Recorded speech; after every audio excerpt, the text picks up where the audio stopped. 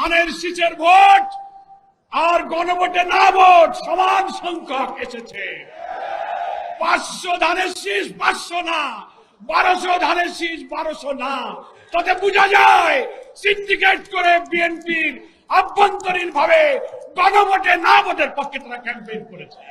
নির্বাচনে অনিয়ম, ম্যানিপুলেশন, নির্বাচন পরবর্তী সহিংসতা এবং নতুন করে রক্ত দিয়ে গড়া জুলাই সনদকে অস্বীকার করে নানান টকশো বুদ্ধিজীবীদের দিয়ে ন্যারেটিভ তৈরি করে সেটা অস্বীকার করার যে পায়তারা করা হচ্ছে, তার বিরুদ্ধে নতুন করে বাংলার মানুষ আবার ফুঁসে উঠেছে। কোন তালবাহানা না করে অবিলম্বে সেগুলোর সুবিচার এবং নিষ্পত্তি করতে হবে। এইভাবে ম্যানিপুলেশন করে বিজয়ী হয়েও আপনারা জাতির পরে হামলে পড়েছেন, খুন, সন্ত্রাস, বাড়িঘরে অগ্নিসংযোগ, নির্দয়ভাবে পিটাচ্ছেন, মা বোনদের ধর্ষণ করছেন। সেই দৃশ্য আমাদেরকে আবার ফ্যাসিবাদের চিত্র মনে করিয়ে দিচ্ছে।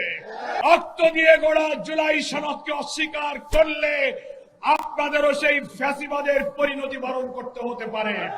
এই সরকার যারা আসবেন তাদেরকে জুলাই আন্দোলনে আহতদের, শহীদদের, ওসমান হাদির খুনিদের বিচার করতে হবে।